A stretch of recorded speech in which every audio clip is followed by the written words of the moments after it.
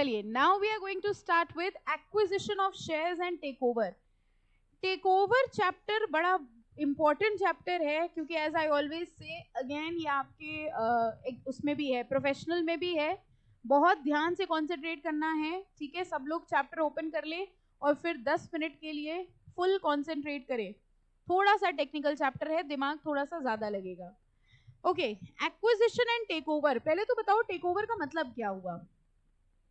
हम किसी कंपनी को टेक ओवर कर रहे हैं, मतलब हम उसके मेजॉरिटी शेयर्स खरीद रहे हैं, ठीक है। नाउ अंडरस्टैंड, मान लीजिए कंपनी है रिलायंस कंपनी, ठीक है। आपने रिलायंस कंपनी के शेयर लिए हैं, यानी कि आप कौन है, इसके शेयर होल्डर। आपने रिलायंस कंपनी के शेयर इसलिए लिए थे तो क्योंकि ये किसकी कंपनी थी, अंबानी की, ठीक है। आपको भरोसा किस पे था, आपको रिलायंस पे जेन्युइनली क्यों भरोसा, आपको भरोसा किस पे है, अंबानी पे, है ना, मुकेश अंबानी पे। तो आपने कहा कि इस कंपनी के मालिक मुकेश अंबानी है, इसलिए हमें रिलायंस पे भरोसा है, और क्योंकि हमें रिलायंस पे भरोसा है तो हम रिलायंस कंपनी के शेयर ले लेते हैं, और आप रिलायंस कंपनी के शेयर लेके बैठे हुए थे, ठीक है। फिर क्या हुआ, एक दूसरी कंपनी आई जिसको हम लोग कह रहे हैं एक्वायरर, ठीक है। एक्वायरर ने अंबानी से कहा कि तुम अपने मेजॉरिटी शेयर हमको बेच दो, ठीक है। अगर अंबानी अपने मेजॉरिटी शेयर एक्वायरर को बेच देंगे तो अल्टीमेटली इस कंपनी का मालिक चेंज हो जाएगा, यानी पहले थे अंबानी मालिक, अब हो गए लेट्स से मिस्टर एक्स। ध्यान से समझते जाना, ठीक है। ये कंपनी थी रिलायंस, इसके मालिक थे अंबानी। हमें मालिक पे भरोसा था, इसलिए बहुत सारे शेयर होल्डर्स ने अंबानी को देख के इस कंपनी में शेयर्स ले लिया। उसके बाद अंबानी को एक ऑफर आया एक्वायरर से, और एक्वायरर ने अंबानी से कहा कि हम तुम्हारे शेयर परचेज करना चाह रहे हैं, ठीक है। अगर अंबानी अपने मेजॉरिटी शेयर मिस्टर एक्स को दे देंगे तो अल्टीमेटली अब ये कंपनी किसकी हो जाएगी, मिस्टर एक्स की। क्या हम ये कह सकते हैं इसका टेक ओवर हो गया, यस हो गया। और टेक ओवर होते ही इस कंपनी का ओनर अब कौन बन गया, मिस्टर एक्स। शेयर होल्डर की सिचुएशन जरा सोचो, बेचारा शेयर होल्डर कह रहा है हमारा मालिक रातों रात बदल गया, हमको पता ही नहीं चला। हमें अंबानी पे तो भरोसा था, लेकिन हमें मिस्टर एक्स पे बिल्कुल भरोसा नहीं है, ठीक है। और हमसे पूछा भी नहीं गया, इनसे पूछा भी क्यों जाएगा, ओके। वो कह रहे हमसे पूछा नहीं गया, अंबानी ने हमको धोखा दे दिया, अपने शेयर वो एक्स को बेच के चले गए, और हमने तो आपके भरोसे पे कंपनी में पैसा लगाया था। अब आज हमारे मालिक चेंज हो गए, हम इस कंपनी में नहीं रहना चाहते। तो जब इनसे कहा गया तुम इस कंपनी में नहीं रहना चाहते हो, पहले तो हमको बताओ, अंबानी के जब ज्यादातर शेयर मिस्टर एक्स को बिक गए होंगे तो शेयर मार्केट में इस कंपनी के शेयर का क्या हुआ होगा, वो भी गिर गए होंगे, ठीक है। अब ये शेयर होल्डर क्या कह रहे हैं कि भैया हम कंपनी में नहीं रहना चाहते, हम तो अंबानी के भरोसे में आए थे, हम अपने मार्केट में शेयर बेच देंगे। लेकिन अगर अब वो मार्केट में शेयर बेचने जाएंगे तो फिर वही प्रॉब्लम आ जाएगी, शेयर में मार्केट में प्राइस ऑलरेडी गिर चुका है। आपको नहीं लग रहा इस बेचारे शेयर होल्डर के साथ गलत हुआ। ये बेचारा शेयर होल्डर कह रहा है कि हम मार्केट में अपना शेयर बेच नहीं पा रहे हैं क्योंकि शेयर में मार्केट में पैसा गिर गया है, मार्केट प्राइस गिर गया है, ठीक है। और हम इस कंपनी में कंटिन्यू करना नहीं चाह रहे हैं क्योंकि इसका मालिक चेंज हो गया है। हमें अंबानी पे भरोसा था, बट हमें मिस्टर एक्स पे बिल्कुल भी भरोसा नहीं है। अल्टीमेटली इस शेयर होल्डर के साथ बहुत गलत हो गया, अन्याय हो गया। और किसको अन्याय बर्दाश्त नहीं है, बताओ। स्टॉक मार्केट में कौन है जिसको अन्याय बर्दाश्त नहीं है, सेबी को। सेबी ने कहा तुम चिंता मत करो बच्चा, ठीक है, हम तुम्हारे लिए एक रेगुलेशन लेकर आएंगे जिसका नाम क्या है, टेक ओवर रेगुलेशन, ठीक है। अब कहानी समझना, सेबी ने इस एक्वायरर से कहा कि रुको, अगर तुम अंबानी से कह रहे हो और इस कंपनी के ज्यादातर शेयर खरीदना चाहते हो तो हम तुम्हें ये शेयर तब खरीदने देंगे जब पहले तुम इनको एग्जिट ऑफर दो। बताओ कहानी समझ में आई कि नहीं आई, ठीक है। यानी अगर तुम्हें अंबानी के ज्यादातर शेयर खरीदने हैं और तुम इस कंपनी के मालिक बनना चाहते हो तो तुम्हें क्या करना पड़ेगा, पहले तुम्हें उन शेयर होल्डर्स को एग्जिट ऑफर देना पड़ेगा, यानी एक अच्छे भाव में उनके शेयर खरीदने पड़ेंगे, उनको कंपनी से जाने देना पड़ेगा, और तब तुम उसके बाद अंबानी वाले शेयर खरीद पाओगे। इसका मतलब तुम ये वाले शेयर तभी खरीद पाओगे जब तुम पहले इनके खरीदो। बताओ ये बात लॉजिकली समझ में आई कि नहीं आई, ठीक है। यानी एक्वायरर से ये कहा गया कि अगर तुम किसी कंपनी का एक्विजिशन करना चाह रहे हो तो तुम वो एक्विजिशन तभी कर सकते हो जब तुम उस कंपनी के शेयर होल्डर्स को एग्जिट ऑफर दो, यानी उस कंपनी के मेजॉरिटी शेयर खरीदने का प्रॉमिस करो। ठीक है, एग्जिट ऑफर देने की बात आई तो फिर वही पूरा प्रोसीजर आपका शुरू हो गया। हमने आपको बताया था यही सेम प्रोसीजर हर चैप्टर पे चलेगा। वही एग्जिट ऑफर दिया जाएगा, प्राइस डिसाइड होगा, एस्क्रो अकाउंट खुलेगा, ठीक है, पेमेंट उससे दिया जाएगा, फाइनल कंसिडरेशन होगा। इस रेगुलेशन को कहा जाता है take over regulation, substantial acquisition of shares and take over. SAST regulation भी नाम है इसका, substantial acquisition of share and take over, SAST, SAST regulation. और एक और नाम है इसका जिसको हम लोग नॉर्मल भाषा में कहते हैं टेक ओवर कोड। ठीक है, टेक ओवर कोड के नाम से भी जानते हैं और सैस्ट रेगुलेशन के हिसाब से भी जानते हैं। जरा नाम देखो, acquisition of share and take over. दो तरीके होते हैं किसी कंपनी को एक्वायर करने के। पहला तरीका होता है एक्विजिशन ऑफ शेयर, या तो हम उस कंपनी के मेजॉरिटी शेयर ले लें। अगर मेरे पास उस कंपनी के मेजॉरिटी शेयर आ गए तो मेरे पास वोटिंग पावर आ जाएगी, वोटिंग पावर आ जाएगी तो हम मालिक बन जाएंगे। और दूसरा तरीका होता है कि हम उस कंपनी में कंट्रोल ले लें। कंट्रोल समझते हो कैसे लिया जा सकता है? Composition of board of directors, absolutely. अगर उसके मैक्सिमम बोर्ड ऑफ डायरेक्टर्स पे हम अपने बंदे बिठा दें, या उसके बोर्ड ऑफ डायरेक्टर्स को अपॉइंट करना या रिमूव करने की पावर हम ले लें, तो उसको कंट्रोल कहा जाता है। अगर आप याद करें तो होल्डिंग सब्सिडी में भी 2 पॉइंट्स थे, एक था वोटिंग पावर के थ्रू और एक था कंट्रोल के थ्रू। तो ये कह रहे दोनों तरह से एक्विजिशन हो सकता है। एक एक्विजिशन का तरीका क्या हुआ कि हम शेयर्स ले लें, उसको कहा जाता है एक्विजिशन ऑफ शेयर। और दूसरा होता है अगर हम किसी दूसरी कंपनी में कंट्रोल एक्सरसाइज कर ले, जिसको हम कहते हैं टेक ओवर। तो सेबी ने कहा कि अगर तुम अंबानी के शेयर्स लेना चाह रहे हो तो भी तुम्हें एग्जिस्टिंग शेयर होल्डर को पहले एग्जिट अपॉर्चुनिटी देनी पड़ेगी, और अगर तुम रिलायंस कंपनी को कंट्रोल के दम पर एक्वायर करना चाह रहे हो तो भी तुम्हें एग्जिट शेयर होल्डर्स को पहले एग्जिट अपॉर्चुनिटी देनी पड़ेगी। अब पूरी बात समझ में आ गई? ठीक है, this is what is take over regulation. हाँ बेटा, हाँ हाँ हाँ हाँ,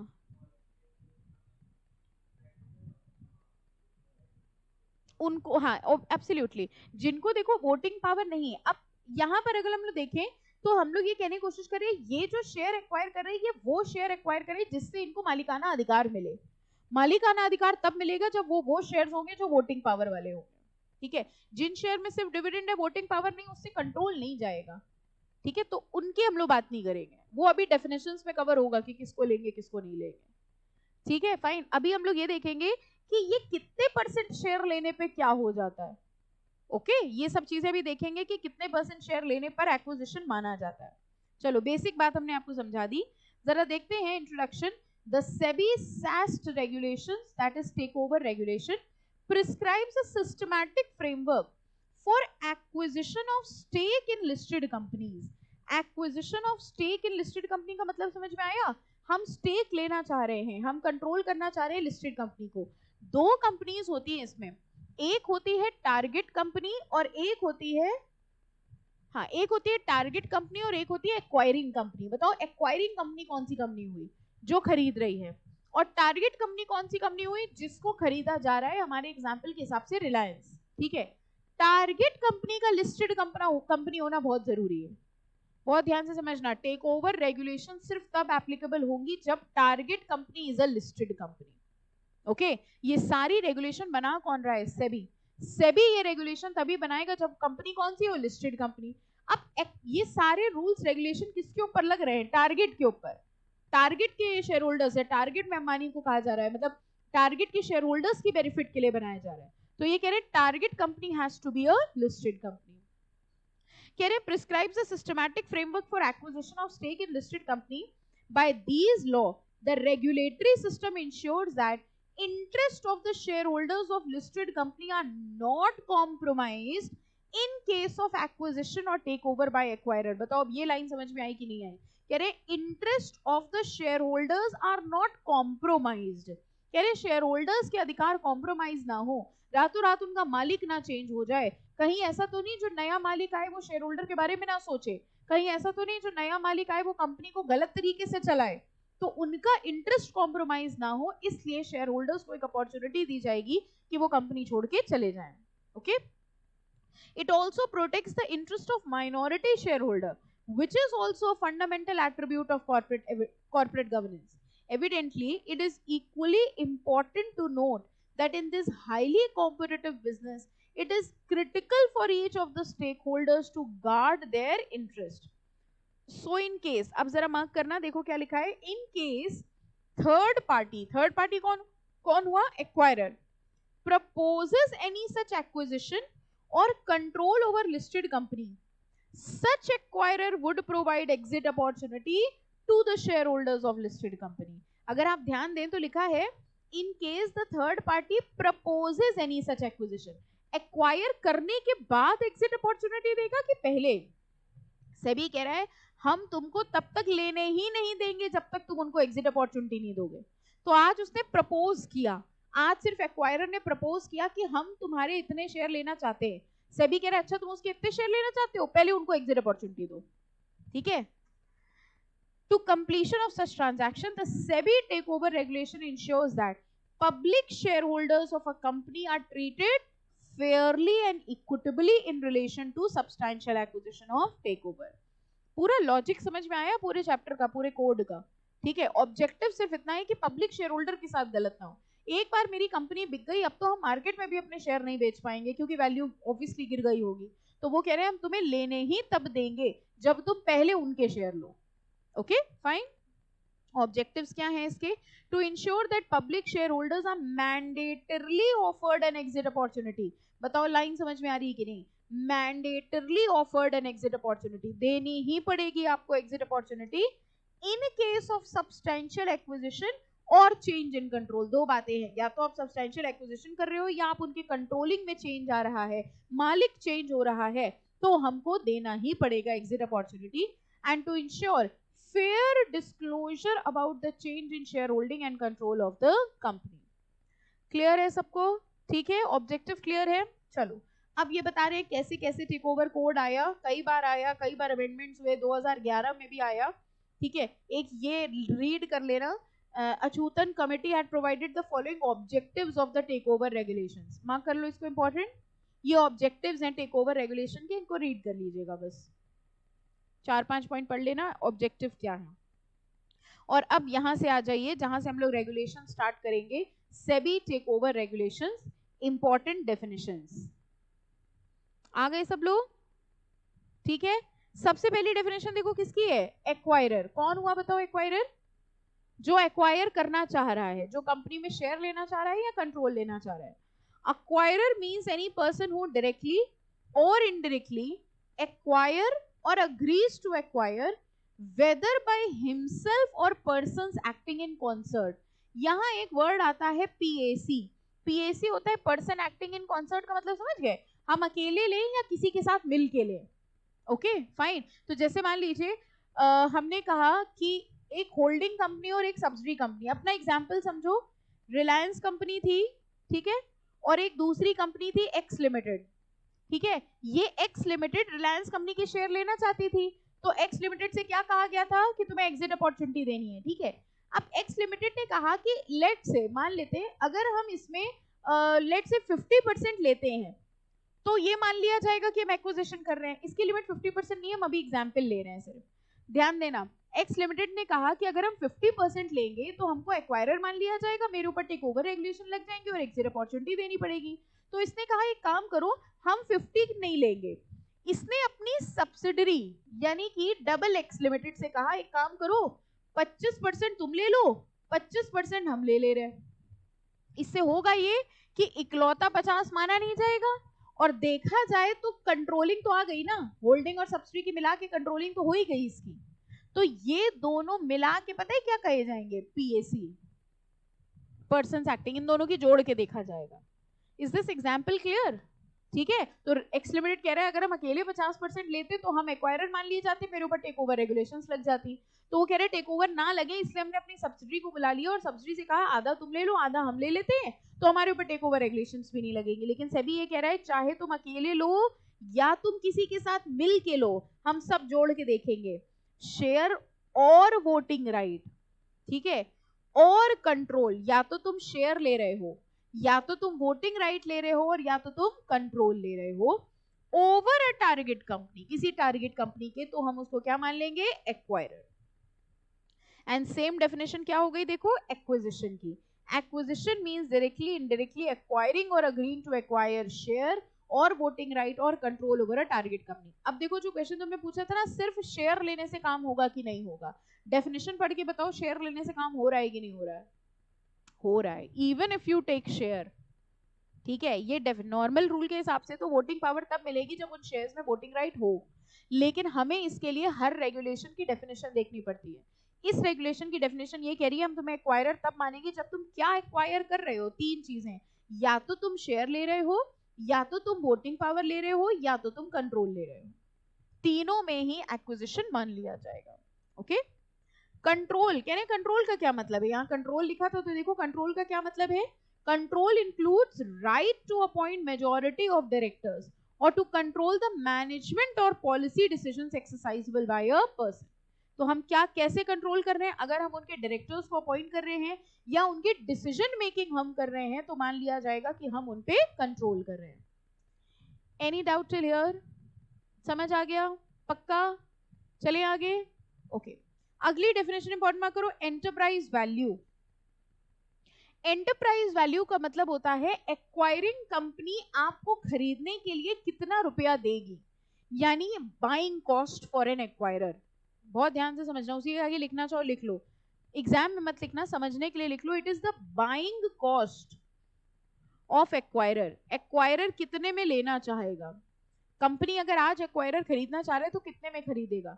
जरा सोच के देखो एक्वायरर कितने में खरीदेगा, सबसे पहले तो एक्वायरर शेयर खरीदेगा कंपनी के, ठीक है, वो शेयर किस रेट पे खरीदेगा, मार्केट वैल्यू पे लेगा, तो हम मार्केट कैपिटलाइजेशन उठा ले, number of shares into the market value, ठीक है, प्लस नीचे फॉर्मूला देखो, मार्केट कैपिटलाइजेशन में से अभी ये डेट और माइनॉरिटी इंटरेस्ट, चलो अच्छा यही समझ लो, फॉर्मूला मिल गया सबको, फॉर्मूला ध्यान से देखना।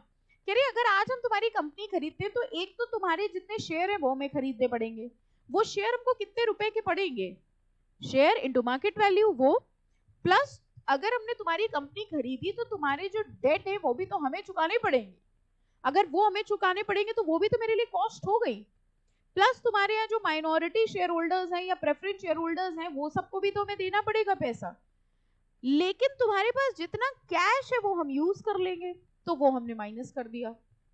बेसिकली इस फॉर्मूले में ना यहीं तक होता है, माइनॉरिटी इंटरेस्ट और प्रेफर्ड शेयर हो सकता है कंपनी में हो सकता है ना हो, तो जरूरी नहीं है। कुल मिला के समझो, हम अगर आपकी कंपनी खरीदना चाहते हैं तो हमें कितना रुपया पड़ेगा, पहले तो हम आपके सारे शेयर खरीदेंगे, तो मार्केट में जितने शेयर्स हैं, तो मार्केट में जितने शेयर्स हैं उनको खरीदने का मतलब क्या हो गया, market capitalisation.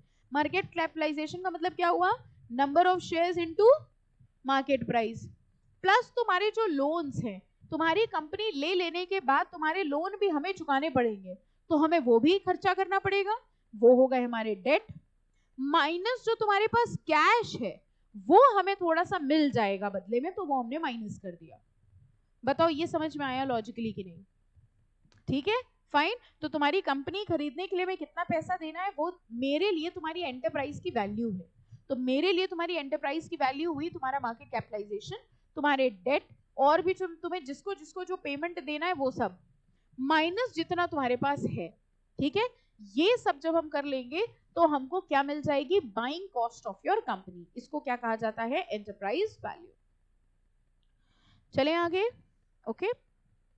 Frequently traded shares, ये वर्ड कई बार आया है ना, फ्रीक्वेंटली ट्रेडेड शेयर्स, कह रहे हैं फ्रीक्वेंटली ट्रेडेड कब माने जाते हैं, means shares of a target company, यानी कब कोई कंपनी मानी जाती है कि उसके शेयर्स फ्रीक्वेंटली ट्रेडेड है, in which traded turnover on any stock exchange during 12 calendar months preceding the calendar month in which public announcement is made is at least 10% of total number of shares of the target company। बताओ, कह रहे हैं अगर तुम्हारी company के जितने भी share हैं उसमें से 10% कम से कम ट्रेड होते हैं तो हम तुम्हारी कंपनी को फ्रीक्वेंटली ट्रेडेड कंपनी मान लेंगे। फ्रीक्वेंटली ट्रेडेड और इनफ्रीक्वेंटली ट्रेडेड का पर्पस समझ लो, जिस कंपनी के शेयर्स फ्रीक्वेंटली ट्रेडेड होते हैं ना उनकी शेयर की वैल्यू मार्केट प्राइस उठा ली जाती है, ये हम लोग कई जगह देख भी चुके हैं, अगर आपको ध्यान हो, बहुत ध्यान से समझो हम क्या कह रहे हैं। जिस कंपनी के शेयर्स फ्रीक्वेंटली ट्रेडेड होते हैं उनकी शेयर की वैल्यू हमें कहां से मिल जाएगी? मार्केट प्राइस से, क्योंकि शेयर ट्रेड होते हैं। इनफ्रीक्वेंटली ट्रेडेड कंपनी का मतलब उसके शेयर्स मार्केट में ट्रेड नहीं होते, और अगर ट्रेड नहीं होते तो हमें वैल्यूअर से वैल्यू कराने पड़ते हैं। बस यही दो तरीके हैं। अगर फ्रीक्वेंटली ट्रेडेड है तो मार्केट प्राइस उठा लो, इनफ्रीक्वेंटली ट्रेडेड है तो वैल्यूअर से वैल्यू करवाओ। ठीक है, फाइन। फ्रीक्वेंटली ट्रेडेड कब माने जाएंगे? कह रहे हैं कि अगर पिछले 12 महीनों में टोटल नंबर ऑफ शेयर्स में से 10% तुम्हारे ट्रेड हुए हैं तो हम तुम्हारी कंपनी के शेयर्स को फ्रीक्वेंटली ट्रेडेड मान लेंगे। बताइए, एनी डाउट टिल हियर? सबको समझ में आ रहा है? एक बार ऑनलाइन वाले बच्चे भी फटाफट रिप्लाई कर दें, समझ में आ रहा है कि नहीं आ रहा है? थोड़ा सा टेक्निकल है चैप्टर, इसलिए बता रहे हैं। आई होप क्लियर है फ्रीक्वेंटली ट्रेडेड। ठीक है, हम चले आगे फिर। Okay, maximum permissible non public share holding बताओ कितनी होती है? 75। क्यों, कैसे बताया आपने? क्योंकि मिनिमम पब्लिक शेयर होल्डिंग कितनी होती थी? 25। मिनिमम पब्लिक शेयर होल्डिंग होती थी 25, तो maximum permissible non public share holding कितनी हो गई? 75। अब नॉन पब्लिक का मतलब वही हो गया प्रमोटर। ओके, चले आगे। Okay, maximum permissible non public share holding means such percentage share holding in the target company excluding the minimum public share holding. अब क्योंकि मिनिमम पब्लिक शेयर होल्डिंग 25 होती थी तो वो हो जाएगी 75। फ्यूजिटिव इकोनॉमिक ऑफेंडर, ये कौन होता है? इसका तो एक्ट भी है न्यू सिलेबस में, है ना, चैप्टर भी है। कह रहे फ्यूजिटिव इकोनॉमिक ऑफेंडर वो होता है जिसको फ्यूजिटिव इकोनॉमिक ऑफेंडर डिक्लेयर कर दिया जाता है। हम लोग को छोटी छोटी भाषा में पता है, जो भाग जाता है ना, वो कौन होता है? भगोड़ा। उसको क्या कहते हैं? Fugitive economic offender. ओके, एक डाउट आया, इंटरप्राइज वैल्यू एक्विजिशन के टाइम पर होगा या at the time yearly basis पे? ऑब्वियसली बेटा, जब एक्विजिशन होगा ना तब हम लोग देखेंगे, क्योंकि जब एक्विजिशन होगा तभी तो एक्वायरर देखेगा कि हम कितने रुपए पे खरीदना चाह रहे हैं कंपनी को। Okay, identified date means a date falling on the 10th working day prior to the commencement of tendering period. अब ये टेंडर पीरियड पहले समझना, फिर आइडेंटिफाइड डेट समझ में आएगा। और टेंडर पीरियड समझने के लिए पहले जरा वो ऑफर पीरियड पर देखो। ऑफर पीरियड और टेंडर पीरियड का मतलब समझिए। हमने आपको क्या बताया, जो एक्वायरर है वो कंपनी के शेयर लेना चाहता था, लेकिन सेबी ने उससे कहा कि तुम कंपनी के शेयर तब ले पाओगे जब तुम पहले किसको ऑफर दो? एग्जिस्टिंग शेयर होल्डर को। अब एक्वायरर ने एग्जिस्टिंग शेयर होल्डर्स को ऑफर दिया होगा, ठीक है। फिर ऑफर के बाद कंपनी के शेयर होल्डर्स ने अपने शेयर टेंडर करना शुरू करे होंगे, ठीक है। फिर जिन्होंने जिन्होंने टेंडर किया होगा, एक्वायरर ने उन सबको पेमेंट किया होगा, और वहां जाके वो पीरियड खत्म हुआ होगा। समझ आया? ऐसे ही तो डीलिस्टिंग में भी हो रहा था। शेयर जो एक्वायरर है उसने किसको ऑफर दिया? Share holders, public share holders को, ठीक है। उसने पब्लिक शेयर होल्डर्स को ऑफर दिया, वहां से क्या शुरू होगा? Offer period. फिर एग्जिस्टिंग शेयर होल्डर्स को मौका दिया कि तुम लोग अपने अपने शेयर टेंडर करो। टेंडर मतलब उसको बेचो, ठीक है। इन्होंने अपने अपने शेयर टेंडर करे होंगे। टेंडर करने के बाद एक्वायरर ने उनको पेमेंट करा होगा। जब उसने पेमेंट कर दिया होगा तब जाके वो पीरियड खत्म होगा। तो ये पूरा होता है ऑफर पीरियड। उस ऑफर पीरियड के बीच में जितने समय शेयर होल्डर्स अपने शेयर टेंडर करते हैं वो पीरियड कौन सा होगा? Tender period. तो जैसे ऑफर पीरियड यहां से यहां तक है, मान लो यहां पर इन्होंने ऑफर दिया और यहां इन्होंने फाइनल पेमेंट दे दी, ठीक है। इस बीच में एक पीरियड था जब शेयर होल्डर्स ने अपने शेयर टेंडर करे, तो उस बीच के पीरियड को हम लोग क्या कहते हैं? Tender period. क्लियर? तो देखो ऑफर पीरियड क्या है?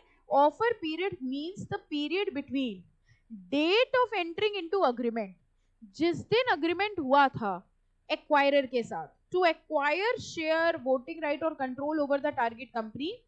और देखो ऑफर होते ही क्या हुई होगी? पब्लिक अनाउंसमेंट, ठीक है। यानी सबसे पहले एक्वायरर ने क्या किया होगा? ऑफर दिया होगा कंपनी को, और कंपनी को अग्रीमेंट करने के बाद ही उसको इमीडिएटली क्या करना पड़ा होगा? पब्लिक अनाउंसमेंट करनी पड़ी होगी। कह रहे वहां से हमारा ऑफर पीरियड शुरू हो जाता है। और जरा देखो खत्म कहां हो रहा है?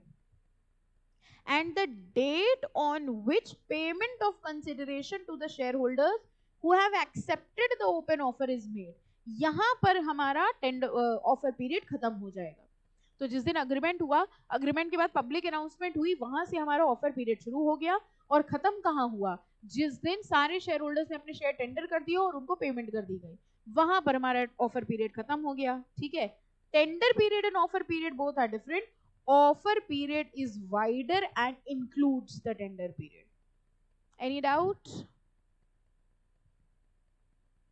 क्लियर है बात? चलिए आगे. ठीक है, सब समझ में आ रहा है कि सब बाउंस हो रहा है? आ रहे हैं समझ में? पक्का? ठीक है. पर्सन्स एक्टिंग इन कॉन्सर्ट, जरा देखो पीएसी कौन हुए? Depending upon common objective. Objective हमने आपको बताया था पीएसी वो होते हैं जो सब मिल के शेयर खरीदना चाह रहे हैं. अब देखो नीचे इन्होंने बताया कौन कौन होते हैं. Persons with a common objective, जिनका कॉमन ऑब्जेक्टिव है, जैसे मिस्टर ए और मिस्टर बी दोनों एक्विजिशन करने के पर्पज से आए हैं. ठीक है. अब वही जैसा हमने आपको बताया था, ए ने कहा अगर हम अकेले लेंगे तो मेरे ऊपर टेक ओवर लग जाएगा, तो बी से कहा तुम आओ दोनों लोग मिलके ले लेते हैं. तो दोनों को मिला के क्या मान लिया जाएगा? एक्वायरर. जिनका कॉमन ऑब्जेक्टिव हो या जिनके बीच में ये रिलेशंस हो. कंपनी, उसकी holding company, subsidy company, company and it's director, मतलब कंपनी ले रही है और उसका डायरेक्टर ले रहा है. ठीक है. Directors of company, promoter and its member, immediate relatives हैं, म्यूचुअल फंड है, कलेक्टिव इन्वेस्टमेंट, ये सब लोग डीम्ड पीएसी मान लिए जाएंगे. मतलब अगर आप ले रहे हैं और ये ले रहे हैं तो इनको मिला के एक्वायरर माना जाएगा. ये एग्जाम्पल दिया है क्या आपकी बुक में? है? जरा एक बार रीड करके देखो, समझ में आ रहा है? Arvind, Manish and Harish are individuals हैं.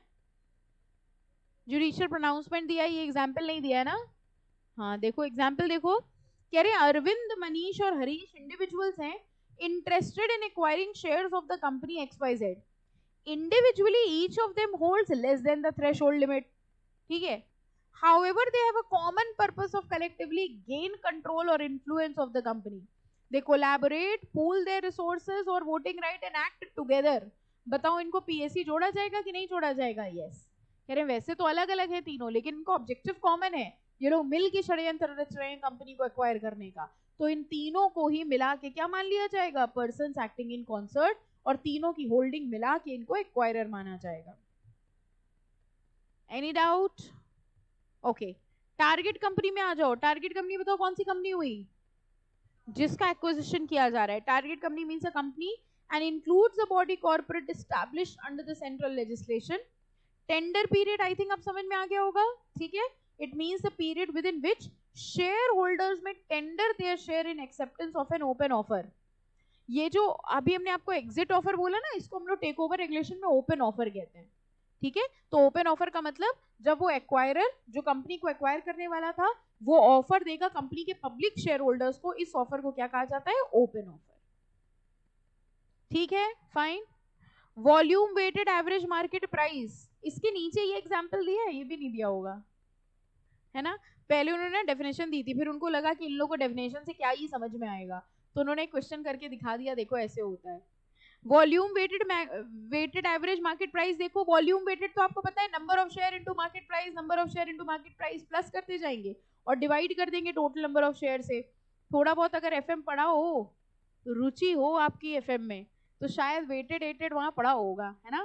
पढ़ा है? आज तुम लोग को एसएम का टेस्ट है ना, याद है ना? हाँ ठीक. Volume weighted average market price का एग्जाम्पल देख लीजिए. ये नंबर ऑफ शेयर है. कह रहे हैं 200 शेयर 60 रुपए के हिसाब से बिक रहे हैं, 250 शेयर थे जो 30 के हिसाब से हैं, 300 शेयर है 25 के हिसाब से और 420 शेयर है 35 के हिसाब से. तो इनकी ट्रेड वैल्यू देखो तो क्या हो जाएगी? मल्टीप्लाई करना होगा. 200 इंटू 60, 250 इंटू, ऐसे करके हम लोगों ने टोटल निकाल लिया और इसको डिवाइड कर लेते हैं हम लोग टोटल नंबर ऑफ शेयर से. ये निकल आता है वेटेड एवरेज. जिसको ये समझ में ना आए वो हमसे अलग से संपर्क करे. ठीक है. पक्का आ गया? सच सच बताओ. चलो ठीक है, मान लिया. इसी तरह होता है वॉल्यूम वेटेड एवरेज प्राइस. इसमें क्या फर्क हुआ? वो ऊपर क्या था? वो मार्केट प्राइस था, ये एवरेज प्राइस है. That's it. विलफुल डिफॉल्टर तो आपको पता ही है. पढ़ो विलफुल डिफॉल्टर भी देख ही लो.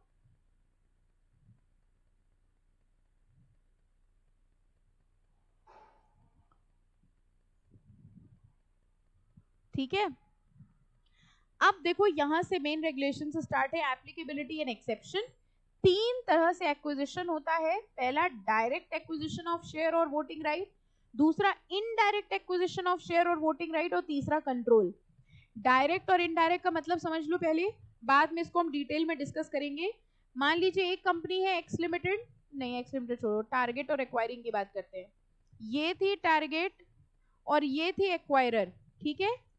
एक्वायरर टारगेट में मेजॉरिटी शेयर ले रही है, ये क्या हो गया, डायरेक्ट एक्विजिशन। और अगर हम आपसे कहें कि जो एक्वायरिंग कंपनी, उसने सोचा अगर हम डायरेक्टली शेयर लेंगे तो दिक्कत हो जाएगी, तो इसने एक दूसरी कंपनी में ली और ये दूसरी कंपनी टारगेट कंपनी में मेजॉरिटी लिए हुए थी। ये समझ आया क्या हुआ, ये हुआ इनडायरेक्ट एक्विजिशन। अभी हमने सिर्फ मतलब समझाया है आपको कि हमने डायरेक्टली टारगेट को लेने की बजाय किसी दूसरी कंपनी में शेयर लिए और वो दूसरी कंपनी इसमें ज्यादातर शेयर लिए हुई थी। तो अल्टीमेटली इस ट्रांजैक्शन से एक्वायरर ने टारगेट लिया तो है, और सेबी ने इसको क्या माना है, इनडायरेक्ट एक्विजिशन। ठीक है, अभी डिटेल में बताएंगे क्या होता है। और तीसरा तरीका होता है जब हम क्या कर ले, कंट्रोल एक्सरसाइज कर ले। सबसे पहले यहाँ पे आ जाओ ट्रिगर पॉइंट्स में, डायरेक्ट एक्विजिशन पढ़ेंगे हम लोग, very very important. Trigger points for making an open offer. अब देखो ट्रिगर विगर कहाँ चल गई, बंदूकें चलने की बात हो गई, ठीक है। बहुत ध्यान से कॉन्सेंट्रेट करना, दिया है सबकी बुक में, ठीक है। अब देखो क्या है ट्रिगर पॉइंट का मतलब, समझिए। आप एक्वायरिंग कंपनी, आप अंबानी के कितने शेयर खरीदोगे कि सेबी उसको एक्विजिशन मान ले और एग्जिट ऑफर ट्रिगर हो जाए। ये लाइन समझ में आई, ठीक है। इनकी लिमिट्स अलग हैं। ये कह रहे हैं सेबी ने लिमिट ले डाउन करी है। एक बात बताएं आपको, हम लोग को लगता है हम किसी कंपनी को एक्वायर तब करते हैं जब हम उसके 51% ले लें। ये 51% हमारी दिमागी बात है। हम किसी कंपनी को तब भी एक्वायर कर सकते हैं अगर हम उसके 30% ले लें, तब भी एक्वायर कर सकते हैं, ठीक है। क्योंकि ऐसा नहीं है कि मेरे पास 30 है, बाकी मिस्टर ए के पास 70 है। मेरे पास 30 है, बाकी सबके पास इंडिविजुअल है, तो मेजॉरिटी शेयर होल्डर तो हम हुए ना। आपको ये समझ में आया हमने क्या बोला। हम लोग को ऐसा लगता है कि हम किस मेजॉरिटी वर्ड से आपके दिमाग में 51 आ जाता है, ठीक है। लेकिन अगर हम आपसे कहें मेरे पास कंपनी के 30% शेयर है और इसके अलावा सबके पास एक एक दो शेयर है, तो इसका मतलब I am the majority share holder, okay. तो सेबी ने खुद की लिमिट ले डाउन करी है। वो कह रहे हैं हम कितने शेयर का ऑफर दे, ठीक है, कि ओपन ऑफर ट्रिगर करना पड़ जाए। ओपन ऑफर ट्रिगर हो जाए मतलब तुमने कितने शेयर को ऑफर दोगे कंपनी के अंबानी को कि तुम्हें पब्लिक शेयर होल्डर्स के भी शेयर लेने पड़ेंगे और उनको एग्जिट ऑफर देना पड़ेगा। इसको कहा जाता है ट्रिगरिंग पॉइंट, जिसकी लिमिट देखो कितनी लिखी है। First limit is 25% shares of voting rights. An acquirer along with PAC, अब ये लाइन समझ आ गई, अकेले या पीएसी के साथ मिलके, who intends to acquire share which along with his existing shareholding would entitle him to exercise 25% or more voting rights। अब बात समझ में आई। हम आपके इतने शेयर ले रहे हो जो मेरे एग्जिस्टिंग शेयर मिला के अगर 25% या उससे ज्यादा हो रहे हो, तो ये लेने के लिए हमें ओपन ऑफर देना पड़ेगा पहले पब्लिक शेयर होल्डर्स को। इतनी बात समझ में आई। यानी अगर सिंपली पुट करें, मेरे पास 10% शेयर थे, बताना मेरे पास 10% शेयर ऑलरेडी थे, हम 20% और लेना चाहते हैं कंपनी के, बताओ हमें पब्लिक शेयर होल्डर को ऑफर देना पड़ेगा कि नहीं देना पड़ेगा। यस देना पड़ेगा। मेरे पास 10 ऑलरेडी थे, ठीक है। अगर हम 20 और लेना चाहते हैं तो मेरे टोटल कितना हो जाएगा, 30%, और लिमिट कितनी है, 25%। तो ये 20% लेने के लिए, अभी लिया नहीं है, हमें पब्लिक शेयर होल्डर्स को पहले ऑफर देना पड़ेगा। अब बताओ समझ में आया, पक्का, ठीक है। देखो एग्जाम्पल, मेरी प्री होल्डिंग 1% है, हम 26% और लेना चाहते हैं। जब हम 26% और ले लेंगे तो मेरी पोस्ट होल्डिंग कितनी हो जाएगी, 27%। बताओ ओपन ऑफर ट्रिगर होगा कि नहीं होगा, yes. Open offer required. Do you understand open offer का मतलब क्या हो रहा है। ओपन ऑफर मतलब किसको ऑफर देना है, एग्जिस्टिंग शेयर होल्डर को देना पड़ेगा, ठीक है। सेकंड, मेरे पास 1% थे, हम 23% और लेना चाह रहे हैं, तो ये ऐड करके सिर्फ 24% हो रहा है। बताओ हमें ओपन ऑफर देना है कि नहीं, नहीं। मतलब एग्जिस्टिंग पब्लिक शेयर होल्डर को ऑफर दिए बिना तुम कंपनी के 24% शेयर अंबानी से ले सकते हो, ठीक है। बहुत आराम आराम से चल रहे हैं, okay. This is the first trigger limit 25%। तो आपके पास जितने शेयर हैं, जो बच्चे ऑनलाइन अटेंड कर रहे हैं उनसे रिक्वेस्ट करेंगे कि कोशिश करिएगा टेक ओवर की क्लास ऑफलाइन ही अटेंड करें। थोड़ा सा कष्ट जरूर होगा आपके नाजुक पैरों को, और आपकी त्वचा को जो धूप में खराब हो सकती है, लेकिन प्लीज थोड़ी कोशिश करना। हाँ बेटा, हाँ हाँ नहीं हो रहा है, हाँ ठीक है, टेक ओवर मतलब टेक ओवर रेगुलेशंस एप्लीकेबल नहीं हो रहे हैं। हाँ मतलब इसको हम ऐसे पुटअप कर ले, एग्जाम्पल वही लेते हैं, ये थी अपनी रिलायंस कंपनी, ठीक है, ये था अपना एक्वायरर और ये थे वो बेचारे शेयर होल्डर, यही था, ठीक है। अब ये कह रहे हैं एक्वायरर अंबानी से कितने परसेंट शेयर ले, 25% और मोर अगर लेगा, तो सेबी कह रहा है अगर तुम इनके 25% या उससे ज्यादा लेना चाह रहे हो तो तुम्हें इनको ऑफर देना पड़ेगा, इनको एग्जिट अपॉर्चुनिटी देनी पड़ेगी। क्लियर? और इस 25% के लिए तुम्हारे पास जितने हैं उनको भी जोड़ लिया जाएगा। तो अगर तुम्हारे पास 10% है और तुम 15% और लेना चाह रहे हो, अच्छा ये बताओ तुम्हारे पास 10% है और एक्वायरर के पास 10% थी और वो 15 और लेना चाह रहा है, तो बताओ इन शेयर होल्डर को ओपन ऑफर देना है कि नहीं देना है? क्यों देना है? 25 ही तो हुआ, क्या लिखा था? 25 और मोर, यानी अगर 25 भी है तो भी ओपन ऑफर देना पड़ेगा। क्लियर? समझ आ गया? पक्का? First limit is very clear. चले आगे, कुछ उलझन घबराहट हो तो बता देना, रुक जाएंगे।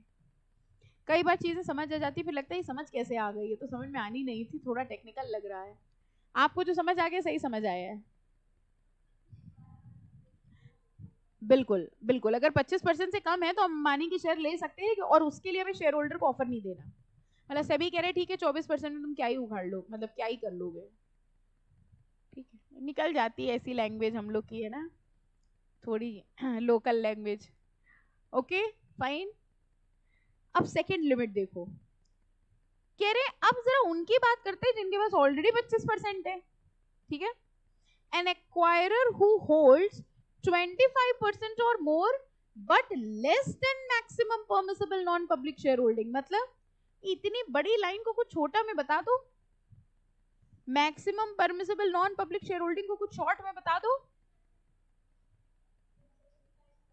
इस पूरी लाइन का शॉर्ट में बता दो, 75% बोल दें, ठीक है, मतलब सिर्फ इतना, maximum permissible non public share holding की 75, यानी ये कह रहे हैं अब अगर एक्वायरर के पास 25% से ज्यादा है लेकिन 75 से कम है, यानी 25 से 75 की लिमिट में है वो, okay, can acquire such additional shares as would entitle him to exercise more than 5% of voting rights in any financial year, यानी जिसके पास 25 से 75 है वो अगर एक साल में 5% से ज्यादा शेयर एक्वायर कर रहा है, वोटिंग राइट एक्वायर कर रहा है, तो भी उसको एग्जिस्टिंग शेयर होल्डर्स को, पब्लिक शेयर होल्डर को ओपन ऑफर देना पड़ेगा। यानी पहली कैटेगरी में बात करी उसकी जो छोटा एक्वायरर था, अभी अभी आया है, उसके पास 25% से कम था, ठीक है। सेकेंड क्लॉज में बात कर रहे हैं उनकी जो ऑलरेडी 25% तक आ चुके हैं, यानी क्या हम ये कह सकते हैं इन्होंने पहले ओपन ऑफर दिया होगा तभी तो इस लिमिट तक पहुंचे, यानी जिनके पास 25 से 75 है, ऑलरेडी है, ऐसा भी तो हो सकता है वो लोग ही खुद ही कंपनी को एक्वायर करना चाह रहे हो। तो ये कह रहे हैं जिनके पास ऑलरेडी 25 से ज्यादा है, 75 से कम है, वो अगर एक साल में 5% से ज्यादा एक्विजिशन कर रहे हैं तो 5% एक्वायर करने के लिए उनको पहले पब्लिक शेयर होल्डर्स को ओपन ऑफर देना पड़ेगा। हाँ बेटा, हाँ तब दिया था जब तुम 25% के लिए आ रहे थे, अब तुम दे रहे हो, मतलब पहले तुम आ रहे थे तब तुम्हें ये बताना था हाँ देखो इतने परसेंट हम एक्वायर कर रहे हैं, अब तुम और बढ़ते चले जा रहे हो तो तुम्हें हर बार बताना पड़ेगा। एक तरह से देखा जाए तो सेबी कह रहा है इन लोगों से सचेत रहो, ये कभी भी तुम्हारी पूरी कंपनी लेके जा सकते हैं। Are you understanding? तभी तो substantial acquisition of share and take over regulation का सेकंड एस्पेक्ट डिस्क्लोजर है, डिस्क्लोजर भी आपको देते रहना है। तो दो लिमिट्स हैं, पहली लिमिट है विद इन 25 की, अगर आप 25 से बिलो हैं और आप इतने शेयर ले रहे हो जिससे आपकी होल्डिंग 25% और मोर होती है, तो ये लेने के लिए आपको शेयर होल्डर्स को ओपन ऑफर देना पड़ेगा, एग्जिट अपॉर्चुनिटी देनी पड़ेगी, ठीक है। दूसरा, अगर आप 25 से 75 के बीच में हो और आप एक साल में 5% से ज्यादा लेना चाह रहे हो तो भी आपको इतना लेने के लिए पहले एग्जिस्टिंग शेयर होल्डर्स को एग्जिट अपॉर्चुनिटी देनी पड़ेगी। इस एग्जिट अपॉर्चुनिटी को हम लोग टेक ओवर कोड में ओपन ऑफर बोलते हैं, ठीक है, फाइन। जरा इसका एग्जाम्पल देख ले तो आपको क्लियर हो जाएगा। देखो जरा, मेरी प्री होल्डिंग थी 26%, हम 3% और लेना चाह रहे हैं, तो मेरी पोस्ट हो जाएगी 29। बताओ ओपन ऑफर देना है कि नहीं? क्यों नहीं देना? क्योंकि 5% से लेस है। मेरी प्री होल्डिंग थी 26%, हम 6% ले रहे हैं, 32% हो जाएगी। बताओ ओपन ऑफर देना है? यस देना है, क्योंकि 5% वाली लिमिट देखी जाएगी। अच्छा, मेरी प्री होल्डिंग थी 26%, ये तीसरा केस हमने बनाया है। मेरी प्री होल्डिंग थी 26% और हम 5% लेना चाह रहे हैं,